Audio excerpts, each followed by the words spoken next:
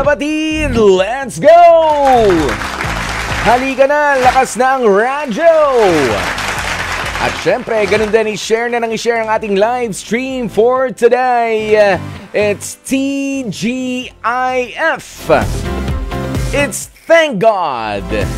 It's Fofoy.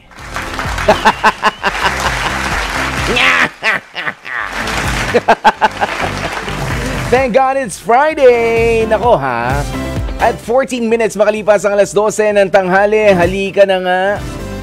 At makigulo na, makisaya ulit sa ating programang ito. Ang H2H, Heart to Heart, usapang puso sa puso. Pwedeng mainis tayo sa mga kwento, pwede rin naman na makarelate. At syempre, pwede rin na kiligin.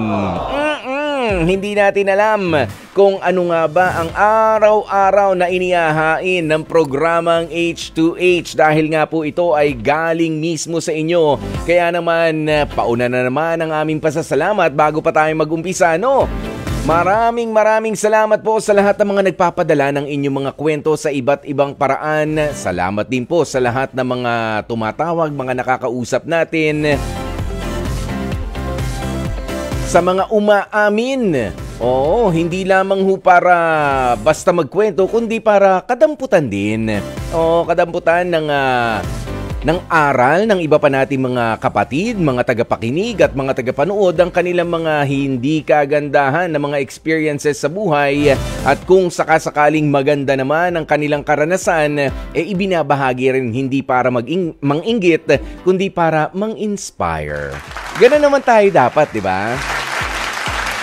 Maraming salamat po sa inyo ha. At syempre dahil nga po magwi-weekend, papaano nga ba ang naging paraan ng marami sa ating mga kapatid para makarating ang inyong mga kwento dito sa H2H o sa Heart to Heart? Ganito po ang iba't ibang pwedeng paraan na gamitin. Pwede po ang email.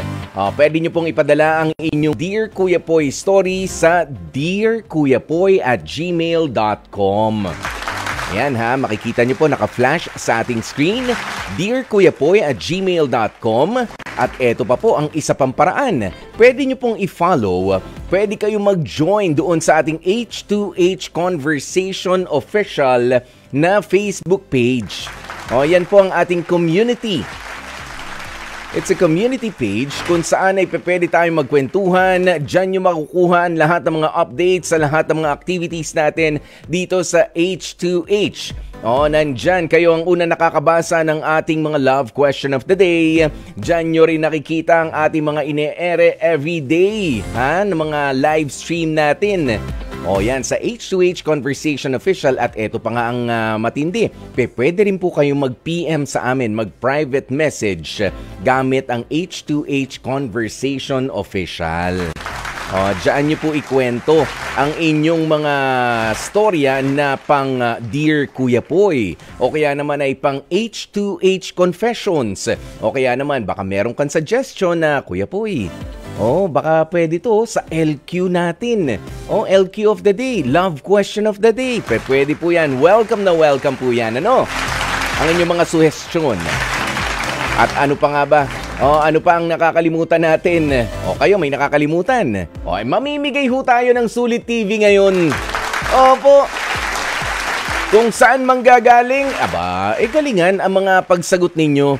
Ayan ha, galingan po ang inyong mga pagsagot sa Dear Kuya Poy, sa H2H Confession, sa ating segment ngayon na HEART, kung saan dalawa nga nag-uumpugang bato na naman ang papagitnaan ng inyong lingkod para mag-usap. Magkakasundo ba sila? Magbibigay ng second chance?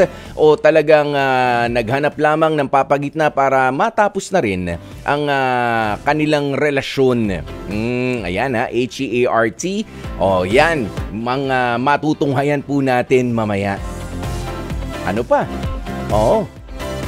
Ang mga telephone number natin, yan yung mga hotlines natin. Hotlines 8631-5788 o kaya naman ay yung 8631-6674 para po sa inyong mga komento, mga maipapayo mamaya sa ating mga makakausap dito sa ating programa. Ulitin ko lang mga hotlines natin, 8631-5788 o kaya naman ay yung 8631-6674. Sa oras nga nating 18 minutes makalipas ang alas 12 ng tanghali, halika na. Umpisa na nga natin ang ating HEART segment. Opo, ito nga po ang ating ang bahagi ng programa na tuwing Friday ay ginagawa natin kung saan ang bawat letra ng heart, bawat letra ng HEART ay binigyan natin ng pakahulugan. H bilang half-half. Yan, half and half. Kung parehas kayong undecided at unsure sa inyong mga desisyon, yun po ang pinapipili natin sa dalawa nating nakakausap. At kung kailangan pa rin namang iproseso ang sitwasyon o yung problema, ay pwedeng yung letter E naman. I-evaluate muna. At syempre, nandito rin ang letter A. Approve na approve kung wholehearted approval ang inyong napiling desisyon. Ayan, at syempre, nandyan naman minsan ho talaga ang letter R. Andyan talaga yan sa word na heart.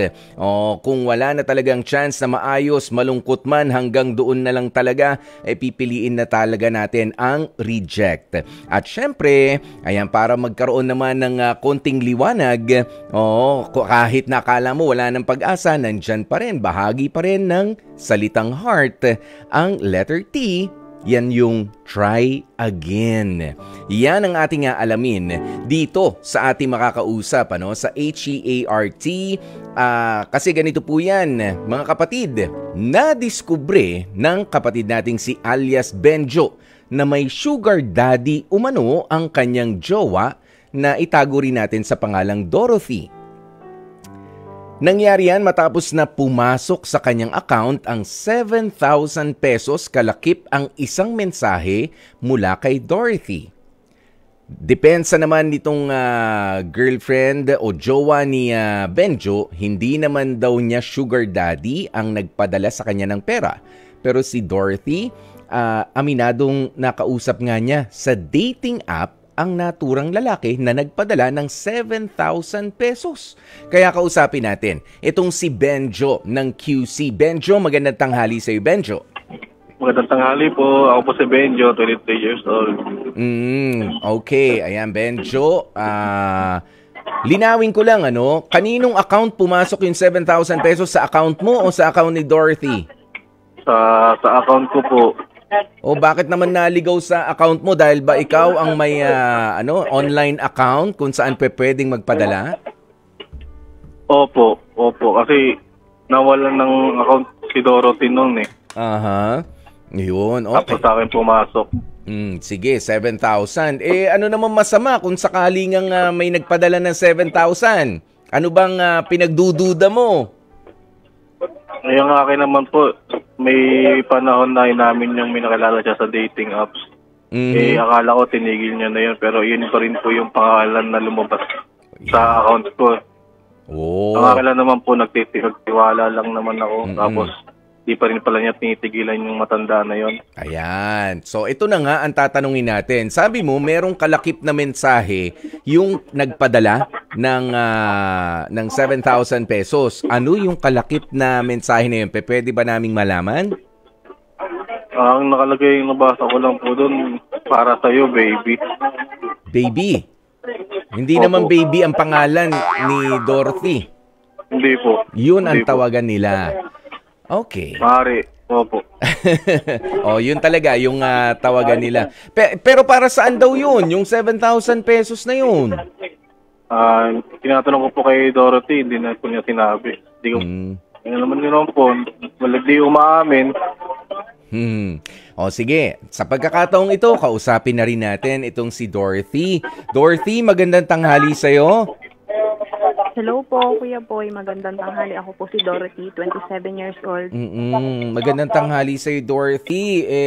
Ito, merong narinig mo ba yung mga sinabi ni Benjo sa atin? Sa akin? Yes po. Oo, totoo ba ang mga yon? Ano bang idedepensa mo? Sa part ko po, gusto ko pong depensahan yung sarili ko kasi yung mga paradang niya sa akin, puro mali po. Pero bakit nga ba nagpadala ng 7,000 pesos sa'yo yung nakilala mo sa dating app? Siya ba talaga yung nagpadala noon o ibang tao? Hindi ko po itatanggi na nagpadala po sa akin, pero hindi ko naman din po intention na magpadala sa akin yung tao na yun eh.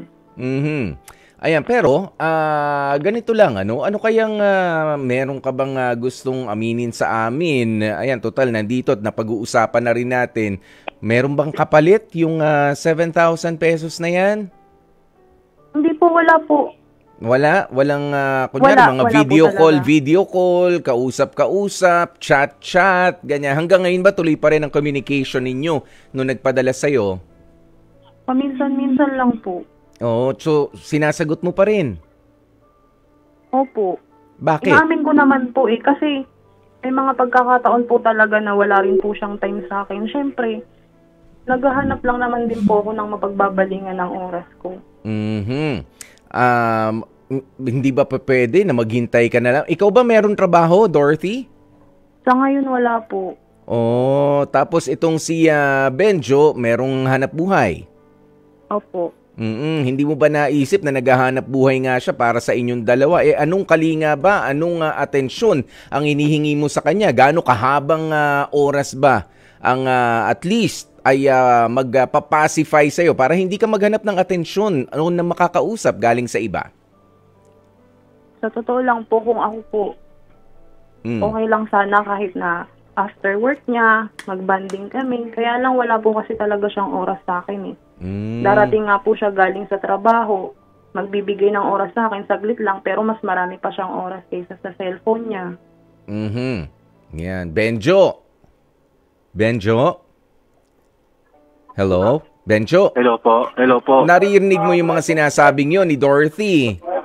Opo. Hindi mo raw binibigyan siya ng tamang panahon, ng atensyon kapag kagaling mo naman din sa trabaho. Ano bang pinagkakaabalahan mo sa cellphone?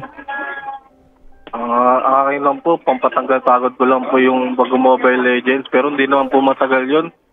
Tumatabi rin naman po ako sa kanya. Ewan ko po, lagi po siyang galit sa akin. Pero alam mo, Benjo, kasi nga, yun nga pampatanggal ng pagod. Pero hindi ba pampatanggal ng pagod na kayo ay magkakwentuhan o kaya naman ay maakbayan mo man lang syempre kapag ka nakaligo ka na, ay makausap mo ng harap-harapan itong si Dorothy. Hindi ba worth it? Lalo na yan, meron ng pumasok na problema, hindi ba malinaw na na kinukulang ka na nga ng oras din para siya ay kausapin? Totoo lang, sir. Nagsisisi rin ako. Alam ko may mali rin ako. Yun. Sobrang miss na miss ko na rin yan eh. So, miss mo na. Tapos, kung hindi pa nangyari ito, na meron ng ibang pumuporma, pero nagbibigay ng pera, ha? Nagbibigay ng pera. Kaya ko naman po pagtrabaho yun, sir. Ang akin lang. Sa akin lang siya. Yan ang gusto kong marinig sa'yo. Kaya ko namang pagtrabahuhan yan. Pero syempre nga, magtitira tayo. Di ba? Pare, umiinom ka ba ng alak? Hindi naman po palagi. Hindi palagi. Pero di ba ang biruan nating mga lalaki, kapag tayo nagkaya mag-inuman, magtitira ka ng pang-uwi.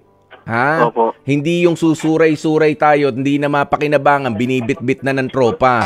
O kung abutin na, pag kami nalas-malas, abutin na lang dyan sa kalsada. Nahihiga. Ganon din kapag tayo ay naghahanap buhay. 'Di ba? In as much as we want to to provide everything para sa ating sa mga responsibilidad, magtitira rin tayo, lalo na yung oras, yung lakas, 'di ba? Para makausap, para makasama yung ating mga partner. Aminado ka na kinukulang ka rin doon, tama? Opo. Sige, eto na nga, halika na.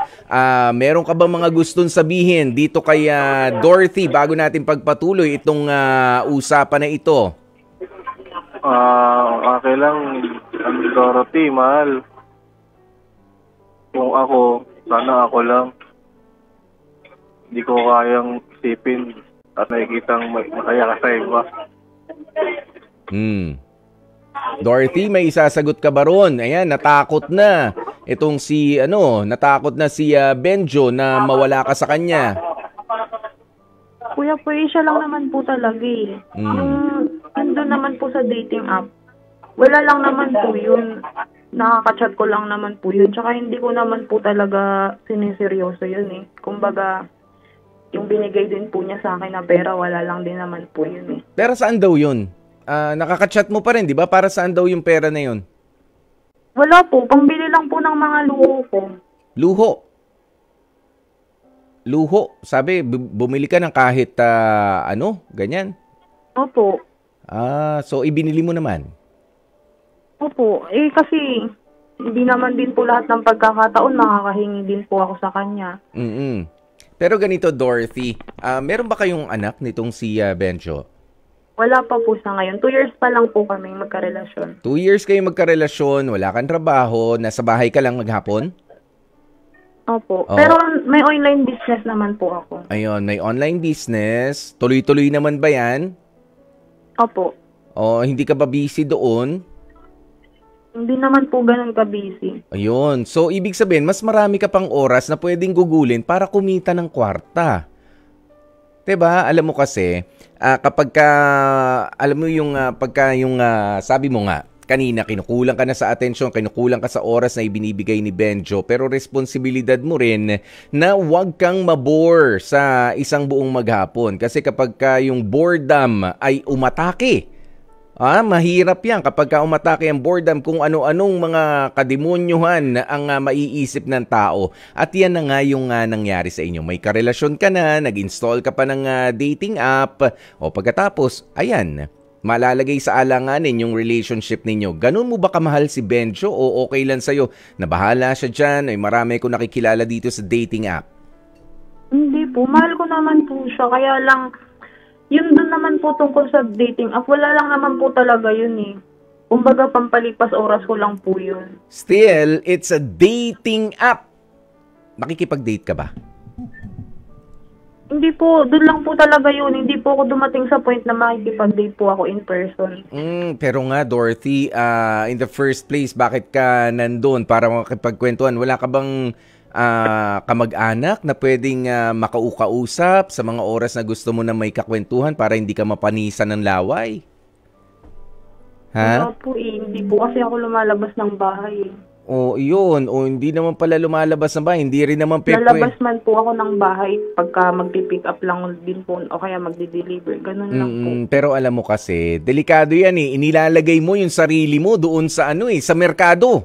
Ha? Kaya yung, kapag ikaw inilagay mo na yung sarili mo doon sa market, alam mo naman yan, anytime may pwedeng bumili sa'yo. Anytime merong magkakaroon ng interest at ikaw rin naman kahit meron bang pumunta sa dating app na walang intensyon na chat lang talaga, makakausap lang talaga. It's a desperate act to do. Ha? Kasi hindi naman din po niya ako nabibigyan ng oras eh. Ayun minsan, nga. Kaya nga, sa trabaho lang din po niya o kaya sa mga barkada niya, mas lamang pa yung oras sa mga kaibigan kaysa sa akin. Oo nga, Dorothy. Kailangan nga, gamitin mo yung oras mo, keep yourself busy. 'Di ba? Hindi naman yung busy na nakikipagkarera ka na wala ka ng pahinga at hinihigitan mo na yung kinikita nitong hindi ganun. Yung gusto natin dito, i-occupy mo yung mga oras na nabobore ka. Yun yung sinasabi ko dito, na para ka nabuburyong, wala kang magawa, kesa nakikipag-chat ka kung kani-kanino, dahil yan, pwede makurap yung isip mo, pwedeng mahila ka na, mabola ka na, ganun yan eh. 'Di ba? Paano kapag nakatapat ka ng mga gopings, tapos malapit lang dyan sa lugar ninyo, halika, magkita tayo, papaano? Hindi mo kikitain pa yon? Totoo, Dorothy? Hindi po, wala po talaga akong intention makipagkita. Chat-chat lang po talaga yun. Ayun nga. So, hindi pa ba namin maano sa'yo? Hindi ba pwede? Siguro, isa rin sa mga hinihiling ni Benjo ay yung tanggalin mo na yung dating application na dinownload mo. Hiniling niya na ba sa'yo yan? Opo. Yun. Gagawin ko naman po eh. Gagawin mo kung ano bang kailangan gawin ni Benjo at ano pang kailangan sabihin ni Kuya Poy para mangyari yun? Kung siguro po, paglaanan niya ako kahit na katiting lang na oras niya kung hindi siya busy sa trabaho. Minsan, ilabas niya din po ako. Ilabas. O yan. Narinig ang lahat ng ito ni Benjo. Pero ikaw, meron ka bang partikular na oras kung gaano kahabang oras ang gusto nyong wala kayong cellphone parehas na hawak kapag ka magkasama? Subukan nyo yun ha, Dorothy, Benjo. Subukan nyo, parehas kayo. Pagka magkaharap kayo, walang mga cellphone na hawak. Ano nyo na muna yan. Lalo't wala na mga emergency. Kaya nyo bang gawing dalawa yon? Ako po kaya ko. Ewan ko lang po sa kanya. Ayan. O sige, tatanungin natin si Benjo. Benjo! Benjo! Po, sir. Bibiling yellow! Hindi, Benjo. O, yun o. Po. O, pwede ba yun na kapag magkasama kayo ni Dorothy ay hindi kayo hahawak parehas ng mga cellphone ninyo. Kayo lang dalawa mag-uusap. Narinig mo, gusto niya, ilabas mo raw siya. O, gusto niya ay kayo lang yung komunikasyon ninyo. Pwede ba mangyari yun? Handa po akong iwanan yung cellphone. Hindi na po maglalaro ng Mobile Legends para marami po kaming oras. Mailan ko po sa kanya lahat. Ilang oras yung maraming oras na yun? Pagkatapos sir ng trabaho, pag uwi ko ng bahay, sa kanya lahat ng oras ko. Sa kanya na muna lahat. Gagamitin na lang. Pag walang pasok sir, papasyal ko siya sir. Yun, papasyal. Para lang makabawi ako. O sige. Dorothy, ano masasabi mo ron sa mga sinabi niya ni Benjo? Basta po paninindigan niya. Tapos pwede mo nang burahin yung dating app na yan. Opo, kahit ngayon, uninstall ko na po eh. Na-uninstall mo na? Benjo, na? Okay sir, na-uninstall ko na rin sir yung Mobile Legends. Na-uninstall? Totoo? Mwe. Di Yes, nga. sir. Patingin ng screenshot nga. Para may number kami sa'yo ha, Benjo. Huwag mo kaming gini-gg ha. Ayan, pero sige. Ganito, willing ba kayo na patawarin ng isa't isa dito sa nangyaring ito? Benjo and Dorothy. Sige, ladies first. Dorothy. Ako po, Kuya Boy, kung pagbibigyan niya po ako ulit ng pagkakataon. Saka kung bibigyan niya din po ako ng sapat na oras. Kahit hindi naman po yung buong oras niya sa akin. Hindi naman po ganun ka-OA. Basta may oras lang po siya para sa akin. Alam mo, Dorothy, eto no, matanong na rin kita, gaano yung naiisip mong ideal time o tagal ng kayo lang magkasama pagka umuwi siya? Bigyan mo nga kami, 2 hours, 3 hours? Kahit nga po 1 oras lang, okay na eh. Basta yung oras na yun, puro sa akin lang talaga eh. Ganda ng screen ko. No, gumilid. Ayan, yan. Oo. Pagkatapos, mga 2 hours, 3 hours. Pwede na sa yun. Okay. Ayan, tapos pwede rin naman syempre mag-check lang ng tapos kayo uling dalawa magkasama. O ikaw ba, Benjo, kayang-kaya ba yung 2 hours, 3 hours? Yung pagpapatawad sir, hindi pa niya sa akin hiniling, binibigay ko na yun sir. Yung oras sir, lahat ng oras sir, handa ako ibigay sa kanya dahil mahal ko siya sir. Okay. Kung ano yung pagkukulang ko, pupunan ko yun sir. Hanggat sa akin pa siya. Okay. Sige, Dorothy, yun ba nagpapadala sa iyo ng pera? Ay chat mo pa? O baka naman matukso ka pa sa niyan, baka mag-chat pa ulit sa'yo. Baka nangihinayang ka. Hindi pa panindigan ko po talaga. No, malaki bigayan eh. 7,000 rin eh. Hindi ba sayang yun? Benjo, anong masasabi mo ron? Titigilan na ba ni Dorothy? Yung pera sir, kayang kitain niya sir kung magtutulungan kami. Higit pa doon sir. Tsaka tulungan mo rin si Dorothy, di ba, na magkaroon ng mapagkakaabalahan, na mapagkakakitaan. Ha? Hindi lamang yung para imbis na may nagpapadala na pinagseselosan mo at para siya ay umalis na rin dun sa dating app, magtulungan kayo. Kita nyo, ang dami nyo ng mga hindi na pag-uusapan nang dahil sa wala kayong oras sa isa't isa. Kaya dito sa pagkakataong ito, tatanungin ko na kayo, ano ba ang inyong HEART? Ano ang inyong heart decision? Letter T sa akin. Letter Try again. Try again. Kaya Benjo, ikaw naman Dorothy. Letter T din po sa akin. Ay? Kung bibigyan niya po ako ng chance ulit. Malaki bang letter T? Malaking try again. All caps po. Ha? All caps. All caps? All caps kahit isang letra lang ha? Oo.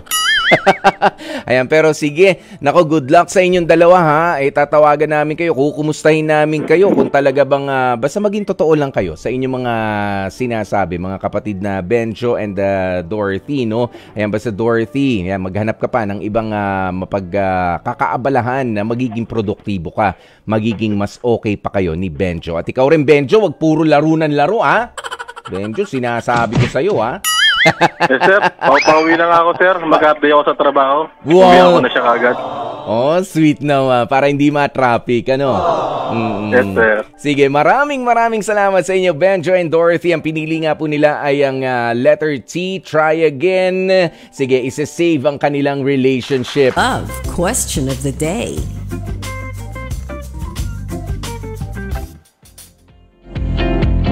Mga kapatid, eto na nga ang ating love question of the day.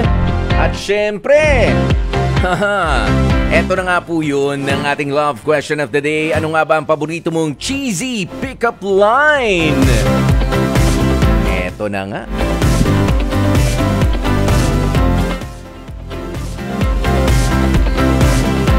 Eto na nga po ang inyong mga kasagutan. Sabi ni Alma Aranilio, kape ka ba? Sa'yo kasi ako bumabangon eh. Bayad ba to? Yung segment na yun. Ayan, at syempre si Mary France, isang single lady. Sabi niya, wala naman akong paborito eh. Maliban sa hindi ako sanay ng sinasabihan ng pick-up line. Sa totoo lang, nakukornian talaga ako sa ganyan. Si Mary France. Bigatang statement, no? Bang klase. Ayan, at syempre si si Joey De La Cruz. Sabi ni Joey De La Cruz, ito, maghihingi lang tayo ng tulong din ha sa napakaganda kong production assistant. Friday na naman. Pagka Friday, nag-iiba itsura nito eh. Let us all welcome Miss Rema Anwar. Tagaan muna siya. Marinig nyo mamaya, makikita nyo siya. Ayan, Rema, nandiyan ka na? Yes po. Yan, Rema. Aso ka ba? Sabi ni Joey De La Cruz eh. Bakit? Ikaw kasi ang laman ng puso ko. Pakinggan mo.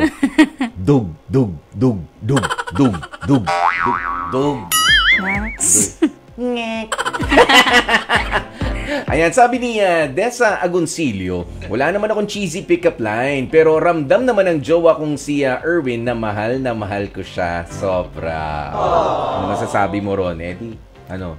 Paano ba yun? Di mo alam yun, no? Di mo pa alam? Hindi ko pa po alam. Wala pang alam si Rema. Ayan, ito. Rema! Yes po, Kuya Poy. Anong Tagalog ng I love you? Mahal kita. I love you too. Yan. Ay, hindi pala. Mahal din kita. Ulit. Ayan. Sige, pakornihan lang muna tayo, no? Alam mo, Rema, ang buhay ko parang siso. Bakit naman, Kuya Poy? Pag wala ka, down ako. Wala akong kalaro eh. Di ba siso, ganun? Ganyan yan. Sige. Rema. Yes, Kuya Poy. Sana naka-off na lang lagi yung ilaw. Bakit po? Para tayo na lang ang mag-on. Yeah. Pero alam mo ba, may tatanong ako sa'yo eh. Ano po yun? Di mo ba nahalata? Puro tanong na. Noodles ka ba? Bakit po?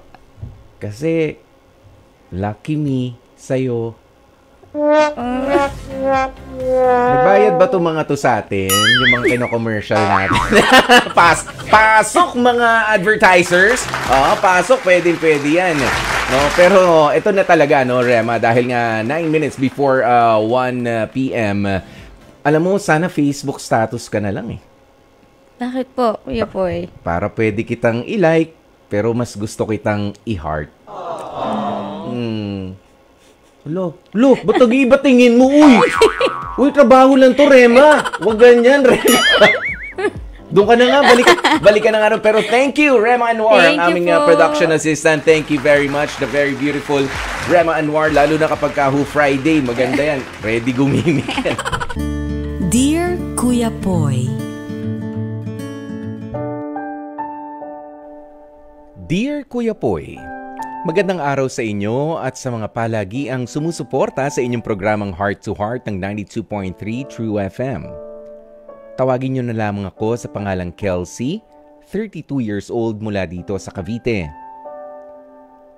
May karelasyon po akong mas mature na sa akin. Alam kong una pa lamang ay may gagawing kakaiba na sa buhay ko ang taong minahal ko ng totoo at tapat na itago na lamang natin sa pangalang Paulo. Pero ang kakaibang dulot pala sa akin ni Paulo ay isa sa mga hinding-hindi ko malilimutan. Naging biktima kasi ako ng walang awang pananakit nitong si Paulo. Isa sa mga pangyayaring yun ay nang hindi ako sumunod sa isa sa mga utos niya. Hindi ko inasahan, Kuya Poy, na magagawa niyang hawakan at halos pigain ang aking kamay. Grabe ang naramdaman kong takot ng pagkakataong yun. Pakiramdam ko ay sobrang hina ko.